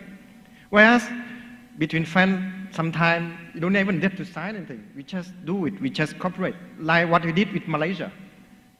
We have a joint development with Malaysia in the Gulf of Thailand, where I believe in the past we leave to the Petronas to do all the field work. We just help them. So if we can achieve that level of trust, we don't need any additional code of conduct. For Mr. Asana, even before the Arbitral Tribunal, Vietnam have applied international law, especially the law of this UNCLOS, with regards to the effects of islands during our negotiations of our maritime boundaries with our neighbors. Like for example, when we negotiate the maritime boundary with China in the Gulf of Tonkin, some of our islands, we don't claim to the full 200 nautical miles, but we have only partial effect. We did the same thing with Indonesia, with Thailand, when we negotiate about maritime boundary with Thailand in the Gulf of Thailand, where some of our islands in the southern part of Vietnam only given a partial effect. So Vietnam have been applying the international law relating to maritime entitlement of islands even before the Arbitral Tribunal. And now that these have been confirmed by the Arbitral Tribunal, we will continue to apply these regulations, these law relating to islands, even more actively. Thank you. Thank you, Dr. Vu. So to Dr. Permal, the question of Dr. De Castro is, what happened to this proposal to have a code of conduct, like a mini code of conduct among the 4 claimant states only? Yeah, thank you very much, Professor Castro. I agree with my colleague, Dr. Wu. Yes, there was a proposal, and before a code of conduct between the 4 claimant states, there were also proposals on joint fisheries management issues between Vietnam, Malaysia, and Indonesia, for example. But it did not materialize, as you rightly pointed out, that even among the claimant countries, there are issues that we have not agreed upon and we have not resolved, especially on fisheries issues, for example. So that is one. So I think rather than embarking on a new code, what is more important is try to, as much as we can, conclude a COC that has already been negotiated, has already been discussed and agreed at an institutional level, and also being discussed with all the dialogue partners. That would be more politically and also success in the management between China and ASEAN. And this brings my second point to the question of Dr. Patalano, that whether the COC is a final solution or a complete solution to advancing rule of law. No, it is not, because a COC is a political document, and a COC is part of the discussion between ASEAN and China to de-escalate or to diffuse the extensive militarization in the South China Sea 10 years ago maybe, but it has not materialized. Besides the COC is not the final solution, as I mentioned. This is my opinion. Countries can enforce or advance rule of law by having their, it is given because like Malaysia's position or Malaysia's official position is abide by international law, including UNCLOS. So UNCLOS provide for some jurisdictional for coastal state to enforce its law, Coast Guard's law, and also, enforce its sovereign rights. So this is what I'm proposing, and I'm pushing that countries should also focus. Thank you. Thank you, Dr. Permal. Okay, I think I'll proceed to 3 more questions because I'm conscious of the time, but any of the panelists can answer any of the previous questions. I'll take the questions from Mr. Takagi and two others on that side. Yes. Please introduce yourself. Yeah. Thank you very much. My name is Takagi. I'm from National Graduate Institute of Policy Studies, and I have 2 questions. And yesterday and today we talk about South China Sea issue, and then some of the speakers mentioned ASEAN role, and the document that came to my mind is that ASEAN outlook on the Indo-Pacific.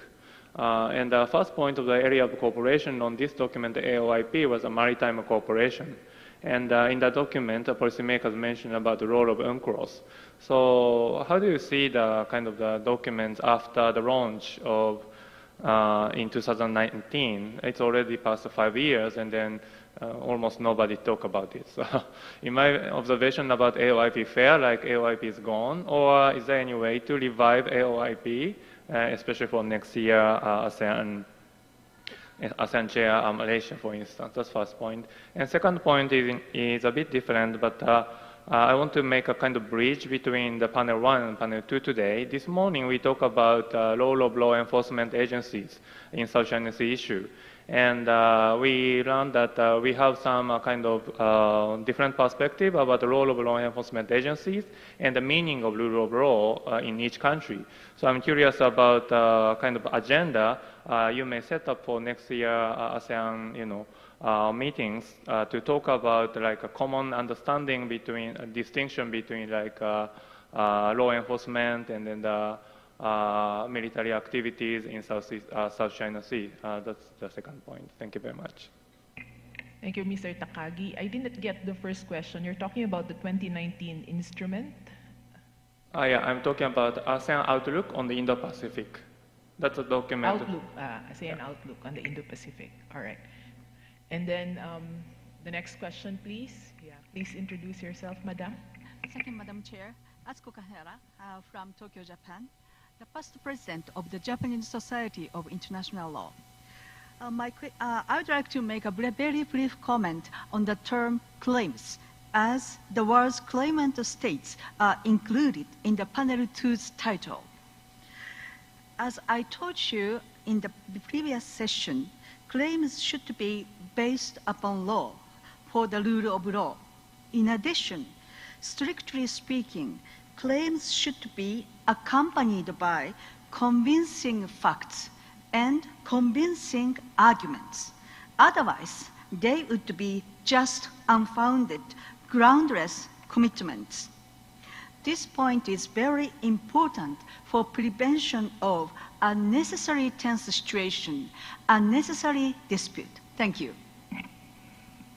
Thank you for that question. Next question, please. And I'm going to get the question also of one participant here to my left. So we have 4 questions for the panelists. Yes.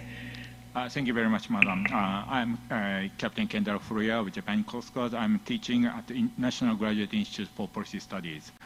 Well, my question is what would be the effective or legal countermeasures against gray zone tactics? As Dr. Palmer correctly pointed out, we observed that the lawfares or gray zone tactics in South China Sea. If we look into those gray zone tactics very carefully, some are legal under international law. Or for example, the just presence operation in the EEZ, that is under the freedom of navigation and that is legal. So my question is, how do you, or what would be the best countermeasures against those legal but uncomfortable gray zone tactics for the coastal state? And the second question is specifically to Captain Liu. I understand that you are ex-Navy and not Coast Guard, but what is your perception of the Chinese Coast Guard cutters ramming into Philippine Coast Guard, or use of water cannons, a long-range acoustic device or laser that can be said or that can be categorized as a non-lethal weapons against Philippine Coast Guard? Would it be a use of force, or wouldn't it be a violation of international law, particularly the immunity of the Philippine Coast Guard? That's my question. Thank you very much. Okay, your questions are duly noted. And the last one, I think, is it Mr. Do? What is your question, please, sir? And that would end the taking of questions. Thank you, Madam Chair. So my question would address to Captain Liu Xiaobo, because you also raised one of the example that Vietnam and China negotiated the delimitation in the Gulf of Tonkin. And I think that is one of the success. And that success because of 2 reasons that Vietnam make 2 very important compromise. The first one, before that Vietnam also have some claims based on the history, especially based on the Franco-Chinese agreement, 1885. And Vietnam then later give up that claims, and we fully apply UNCLOS to negotiate the delimitation. The second, mentioned by Dr. Vu, that Vietnam also claimed the full set of maritime zone for Bạch Long Vĩ Islands, and later we also agree that we limit the effect of the island there. So if you mention that Vietnam, that case is successfully and how the South China Sea please so what? So do you agree that China should also agree on strict application of UNCLOS for the negotiation on that? And the second one with the 9-dash line. So once again, I thank you for the clarification. So is that correct? If I'm wrong, is that the Chinese government now give up the 9-dash line claims only based on what we call the foreshadow claims? So is that right? Thank you.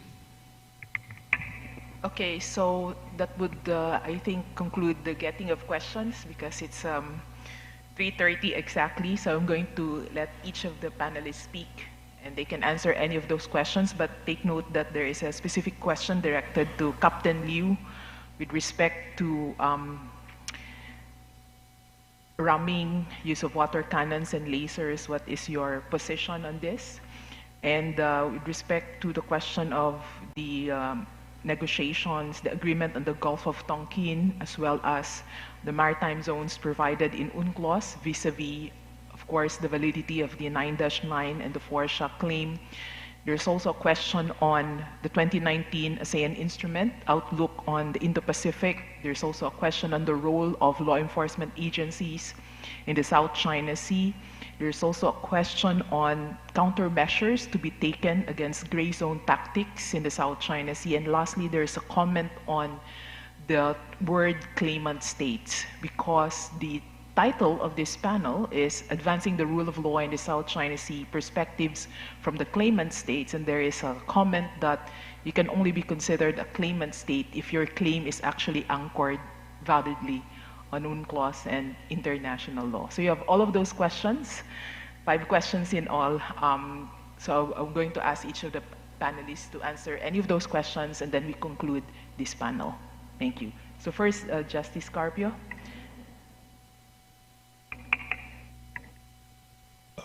Let me go back to the Code of Conduct. The Code of Conduct was conceived in 2002 in the Declaration of Conduct of the Parties. That's 22 years ago. At that time, China said, we will sign the Code of Conduct at the appropriate time, when the time is ripe. Well, 22 years have passed, the time is not yet ripe. And there are problem areas. Vietnam wants to include the paracels in the Code of Conduct, in the scope of the Code of Conduct. China wants only the Spratlys. The Philippines wants the Scarborough Shoal to be included, and also the Arbitral Award to be included. So I really do not see any progress in the Code of Conduct. On the question on the use of water cannon, the UN Charter says you cannot use armed force to settle a dispute. Is the use of water cannon an armed attack or an armed force?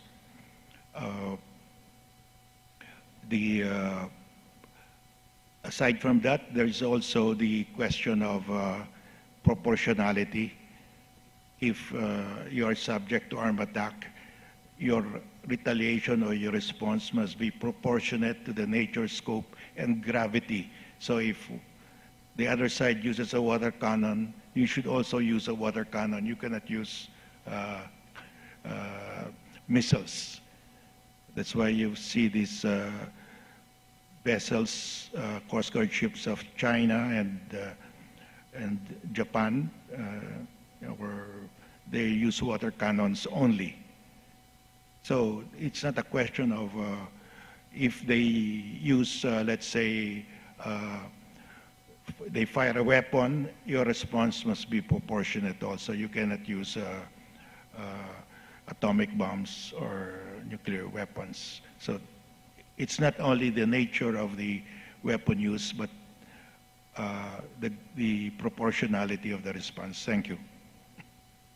Thank you, Justice Carpio. Captain Liu, would you like to answer any of those questions? There's a specific question directed on you, on your position on ramming, water cannons, and use of lasers in the South China Sea. Yes, and first I would like to clarify that the Chinese government would not accept to use the gray zone operation to define the Chinese operational law enforcement operation, because in the Chinese perspective and the law enforcement operation and the military operation, that's very clear. There's no green zone operation.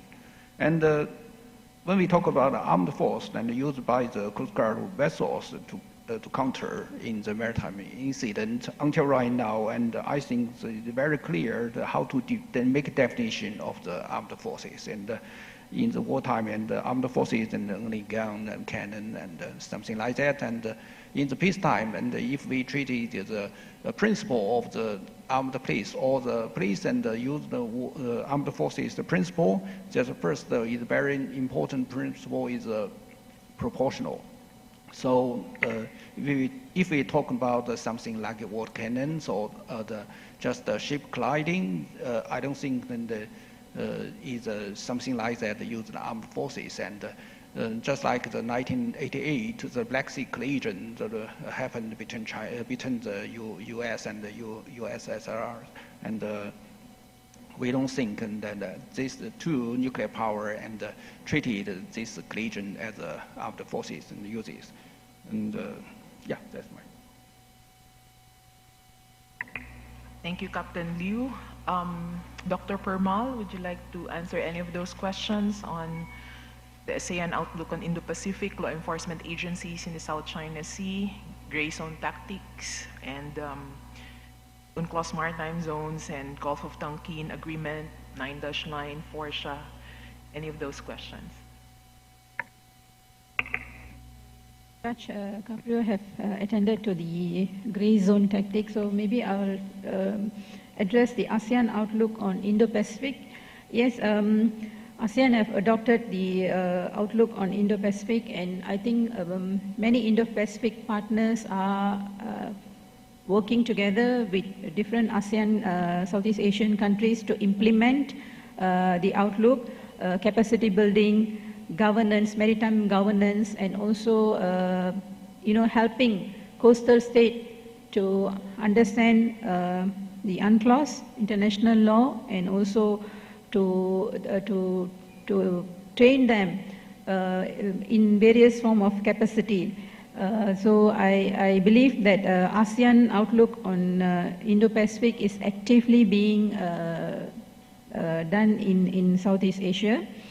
On Malaysia's chairmanship of 2025, ASEAN Chairmanship 2025, the focus of Malaysia's, as stated by the Prime Minister, it has to do a lot more with economic integration among Southeast Asian countries, and also to achieve ASEAN political security community in 2025. So the focus will be there, and this again will not focus on conflict-based issues, but Malaysia cannot.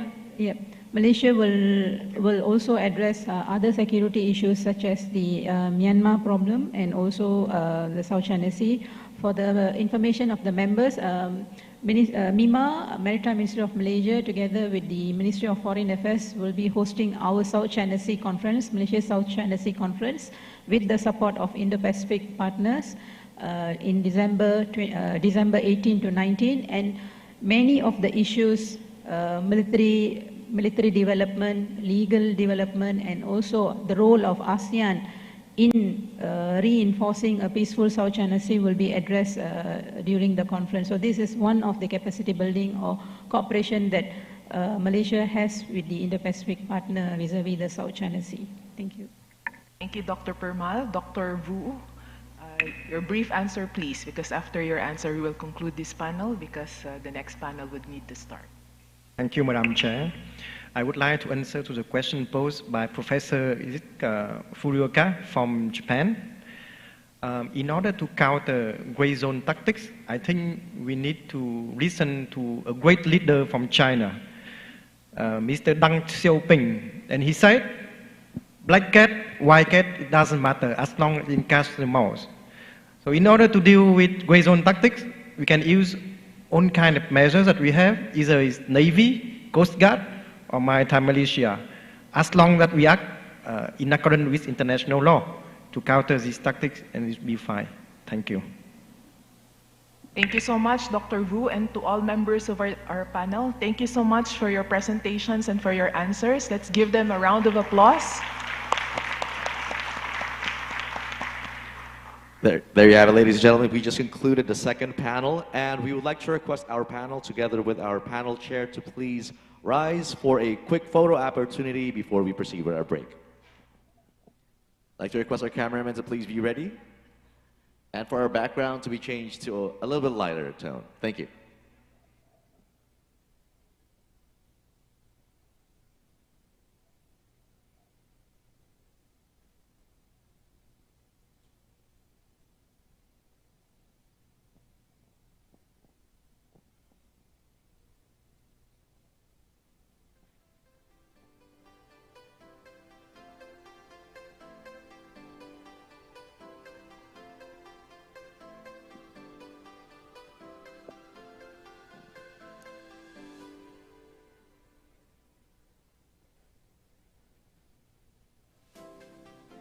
All right, look at the camera in 3, 2, 1, smile.